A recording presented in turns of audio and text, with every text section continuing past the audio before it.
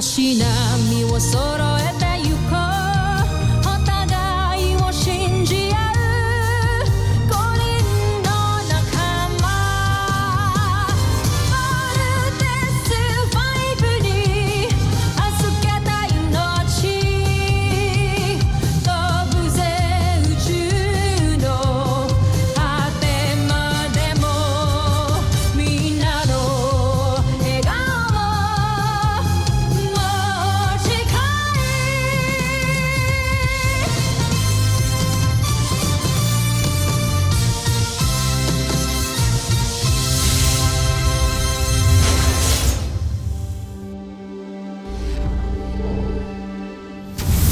Ang nakaraan sa Voltes 5 Legacy. Ba't ganyan ka makatingin sa akin? May problema kasi kami sa camp. Posible daw na nandito na yung mga aliens. Sa tingin mo ba, isa ako sa kanila? Sorry, tamang hinala lang. Napakalaki yata ng kumpiyansa niyo sa kanya. Paano nalaman kung matuklasan nila na iba pala ang kilos niya kaysa sa kanila? Ipinasaliksik ko kay Draco ang kilos at galaw ng mga taga-Terra R2. Meron din ako nilagay sa loob ng katawan ng aking espiya na makakatulong sa atin para gayahin ang kilos at galaw ng mga taga-Terra R2. Tuluyan na nating malilinlang si Voltes 5. Aalis na ako sa team. Di ba nag-usap na tayo? Useless na ako sa team. Pinipilit ko na lang yung sarili ko dito. Are you doing this because of Judy? Ginagawa ko to para sa sarili ko. Nabalitaan ko po ang nangyari kay Big Bird. Well, Dr. Smith, if you need a new Voltes team member, please consider me. I will consider your interest. Alam mo, hindi mo na dapat ito ginawa eh. Kung alam mo lang, wala akong kwenta. Judy, ikaw ang pinaka-importanting tao sa buhay ko ngayon. Hindi ko kaya mawala ka. Bakit ka andito? Mahal na prinsipe, hindi ko na kayang pinapagawa ninyo. Nakukonsensya na ako. Sige, umatras ka. Kapalit ng buhay ng kapatid mo.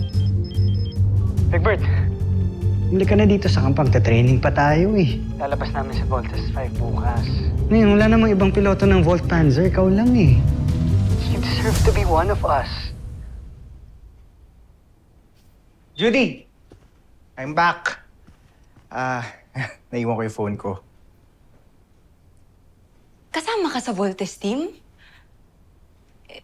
Isa ka sa mga piloto ng Voltes 5? Teka, paano? Sino nakausap mo? Yung kapatid mo, tumawag kasi akala niya ata ikaw ako. Kinukumbinsi ka niyang magbalik dun sa camp. So, totoo nga.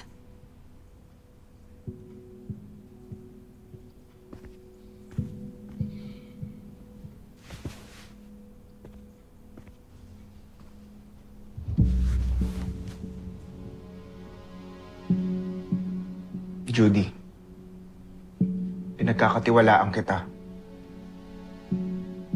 Yes. I'm part of the Voltes team. At yung kapatid mo, isa rin siya, right? Judy, huwag ka na magtanong kasi sobrang confidential yun eh. Tsaka, nakapag-isip na rin ako. Nagbago na yung isip ko. Namimiss ko sila kuya, pati yung mga ibang kasama namin. Tsaka parang napakatanga ko naman kung tatalikuran ko lang ng ganun-ganun lang yung mission ko. Isunumpaan ko yun. Sumama lang yung loob ko. Kasi gaya mo, hindi ko rin sila matiis.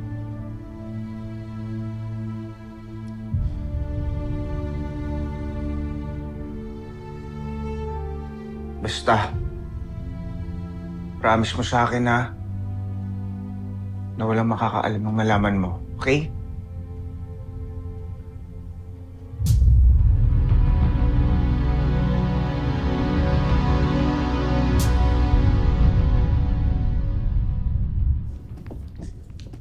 Konting panahon na lang at malalaman na ni Judala kung sino-sino ang mga piloto ng Voltes 5. Magawa naman kayo ng espiya ninyo ang misyon na yun. Naniniwala ako na hindi ako bibiguin ni Judala. Dahil nakasalalay dito ang buhay ng kanyang kapatid. At kapag malaman natin ang mga impormasyon tungkol kay Voltes 5, madali na nating mapaplano kung paano sila tatalunin.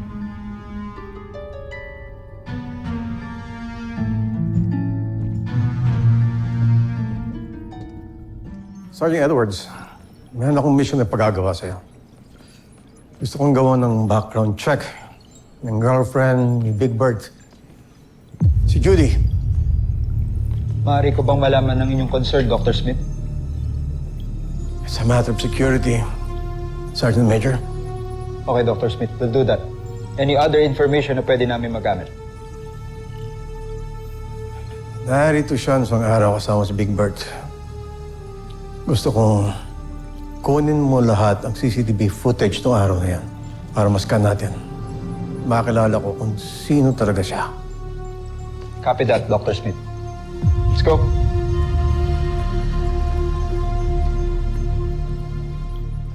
Bakit mo ako dinala sa Portales, Jomfre? May nais akong ipakilala sa'yo.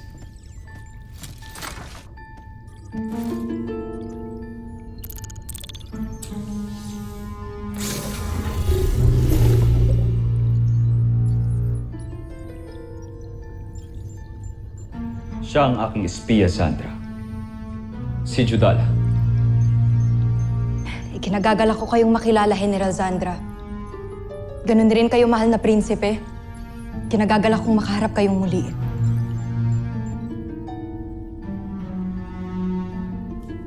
Ikaw pala ang espiya ng prinsipe. Siya ang nagbibigay sa atin ng impormasyon tungkol sa kampo ng Voltes 5. At ngayon, tiyak akong may maganda kang balita. Kaya ka andito. Tama ba ako, Judala? Nakilala mo ang Voltes 5. Tama, kamahalan. Kilala ko na kung sinong mga piloto ng Voltes 5.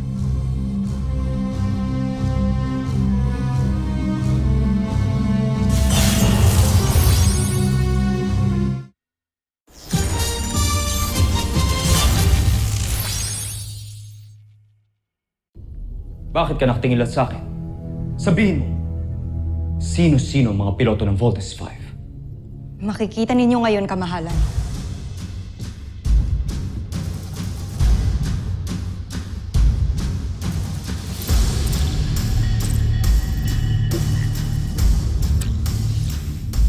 Sina Jordan Hughes galing Europe, Andrew Chambers mula sa Amerika, Hiro Nagasaki mula sa Japan, at mula sa Pilipinas, sina Ezekiel Somera at Cassidy Lapay.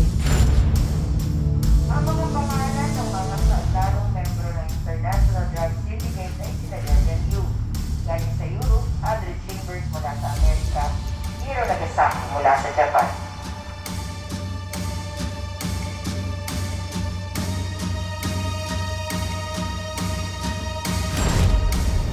Sila ang mga piloto ng Voltes 5. Ano ito? Mga pangalan? Ano magagawa natin sa pangalan? Nasaan ang mga itsura nila? Nais kong makita. Wala akong nakuha. Mga pangalan lang nila ang dala ko, kamahalan. Walang kwenta. Hindi maaari to. Kung inaakala mo makakalaya ang kapatid mo dahil sa mga palang ang binigay mo, nagkakamali ka. Bumalik ka doon.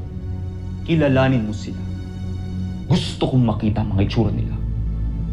At huwag kang babalik dito nang hindi mo nagagawang pinapagawa ko sa'yo. Ano pang hinihintay mo? Sundin mo ang utos ng aking prinsipe. Umalis ka na, alipin. Masusunod, General Sandra. Jomfre.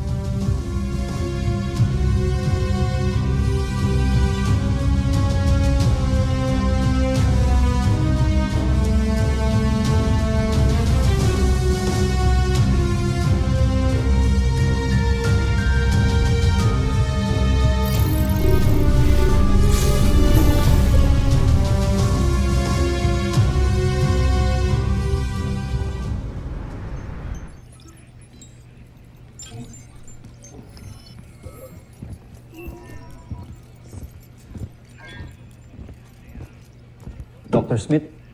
Alice, please join me. Dr. Smith, mission accomplished. Ano ang nalaman niyo tungkol kay Judy? Walang nakitang record kay Judy, Dr. Smith. Sinubukan niyo bang tignan ang data ng ibang ahensya? Lahat ng pwedeng kunang info, binalik-balikan na namin, Dr. Smith. Pero wala talaga. Hindi siya nag-exist. Pero hindi enough evidence yan. Dahil siguro bata siya, kaya wala kayong makitang data kung sa kanya. Pero Dr. Smith, hindi niyo pa nakikita ang kabuuan ng report ko. Look, Doc.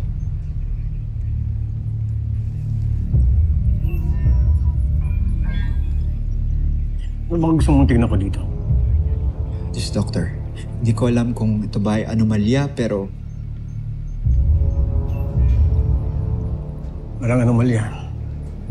Nakakita na ako dati ng ganyang rehistro sa biothermal scan. Ano nakita mo sa scan? Totoo ba sa report na he's an alien? Ready na ang result. Tignan mo ang kanyang bioscan at ang thermal scan ng isang human being. Your bioscan compared to a human scan is totally different.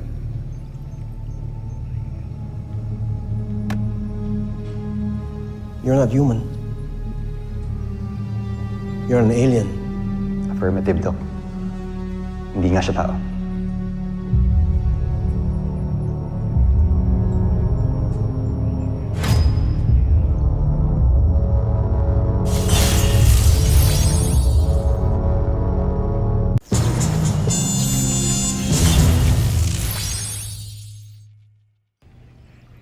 Dr. Smith, okay lang ba kayo? Doc, Ah, yes. so, going back, Doc, saan niyo nakita yung biothermal scan na nabanggit niyo kanina? Thank you very much, Sergeant Major. Napakalaking tulong yan. Pero, Doc, may napansin pa po ako. Yung biothermal scan ni Steve and Bert Armstrong. Parang iba din po. Yan ang anomalya. Doon kayo nagkamali. Pero, Doc,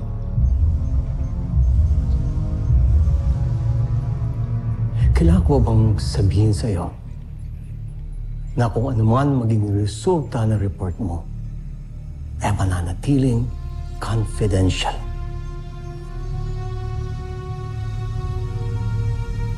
Sergeant Major? yes, Doc, confidential po lahat. Good.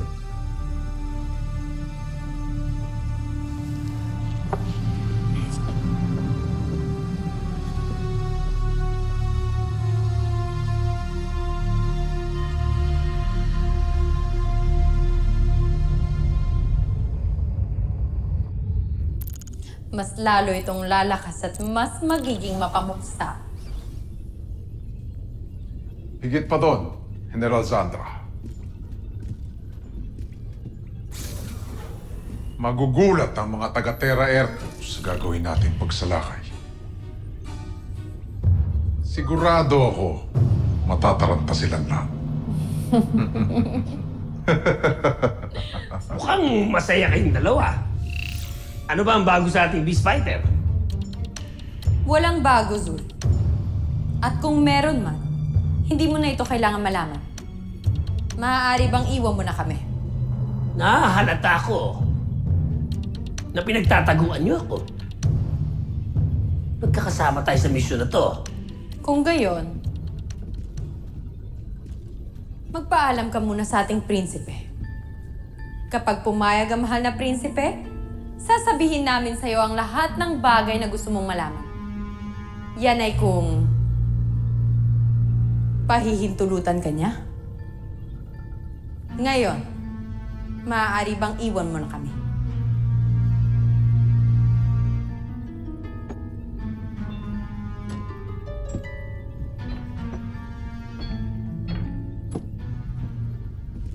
Teka lang.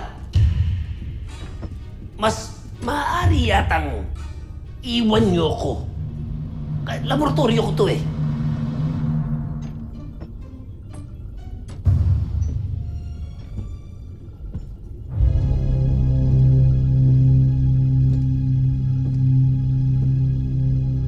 Nakasisiguro ka ba? Espiya siya. Oo. Kaya hindi tayo dapat magtiwala sa kanya. Pakilakas. Hindi ko marinig. Halika na, General Draco. Iwan na natin mag-isa si Zu. Balitaan mo na lang kami kapag pumayag na ang prinsipe. Apat kami dito!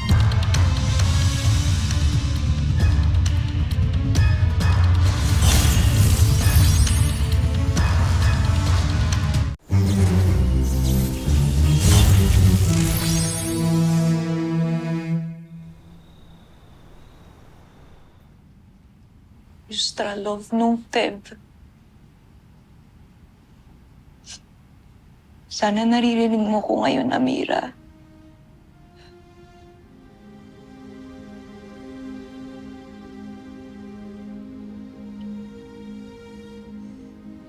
Gagawin ko lahat para maligtas kita.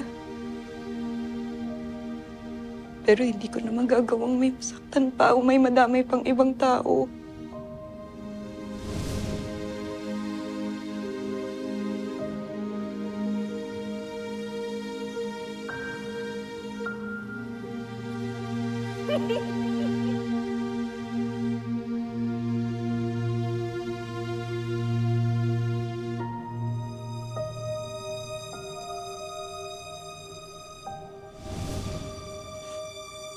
Lalo na si Bert.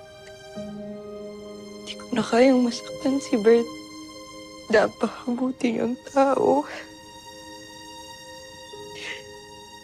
Tsaka mahal ko na rin siya.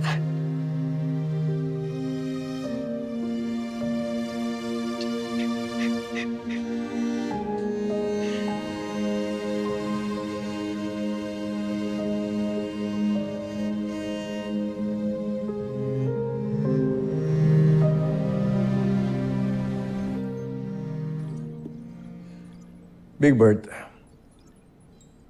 I'm sorry pero hindi na kita pwedeng payagan makipagkita pa kay Judy. Sinasabi ko na nga, be. Dr. Smith, dahil sa kanya kaya ako bumalik sa Voltes team. Tapos ngayon po sasabihin niyo na umiwas ako sa kanya? Wala po akong nakikitang rason para umiwas sa kanya. Mabait ho siyang tao. Mahal niya ako. Tsaka nagkamali, Big Bird. Anong mali doon? Maling mahalin ako ng tao?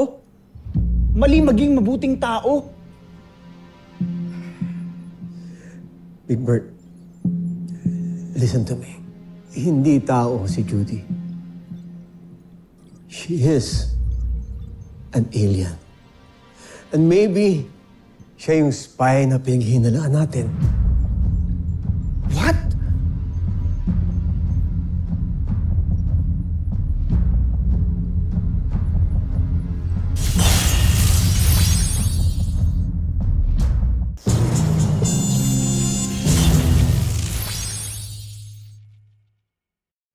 Ganyan na po ba kayo kadesperado para lang magstay ako dito sa camp? Kaninong idea to? Kay Kuya Steve? Sa inyo po? O baka naman po kay Little John? This is not a joke. Doctor. Tignan mo to.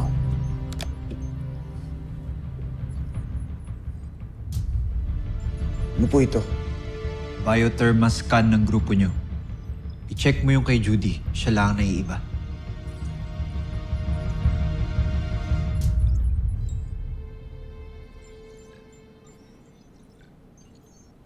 Because she's not human. She's something else. She is an alien. Sigurado ko dyan.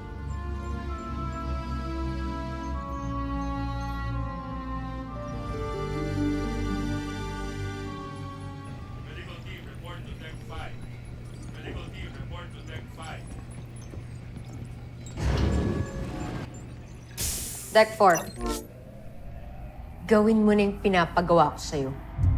Gusto ko nang mawala si Jamie dito. Paano? Eva, ang daming nakapaligid sa kanya. Paano? Diskartehan mo. Gawin mo ng paraan yan. Akong gusto mo, pagkalat ko kung sino ka talaga.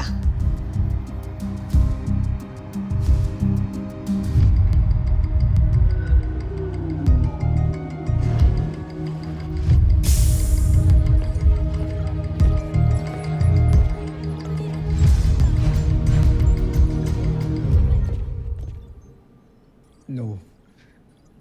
Hindi. Hindi po totoo yan. May glitch lang po yung scanners. Tignan niyo po. Iba rin yung scan naming dalawa ni Steve compared kay Mark and Jamie. So ano po ibig sabihin nun? Normal kayo sa akin.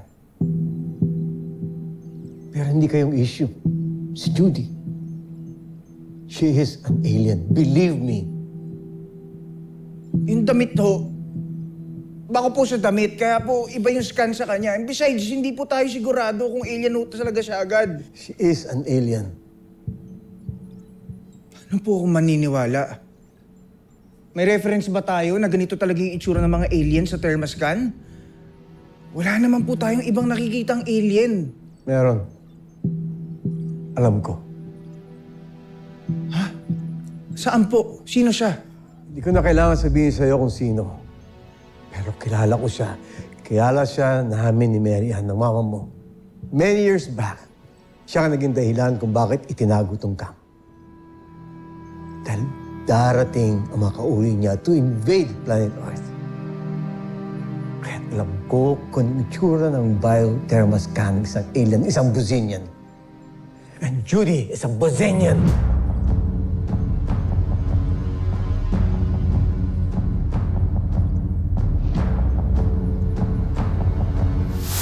Susunod sa Voltas 5 Legacy. Big Bird, gising na. Kaya mo na muna si Big Bird. Mas problemahin mo si Little John. Gusto gawing service vehicle yung Volt Frigate. Little John. Matalino talaga si Sardos. Hindi siya madaling lamangan. Ano ba talaga gagawin ko? Huwag kang magpahalata sa kanila. Wala kang aaminin. This is an order. Pero pinagandaan kong kompetisyon na ito, kuya. Pwede ka namang umalis pero you cannot bring the Volt Frigate with you. Kaya kung gusto mo, ako pa mismo sasamahan. No, Jamie. Walang aalis dito. Hayaan niyo ba si Big Bird doon? Malungkot din natin sasamahan. Little John? Hindi kumpleto ang Voltes 5, kaya hindi sila mabubuo. Sabihin mo kay General Draco, masugurin ang ating beast fighter.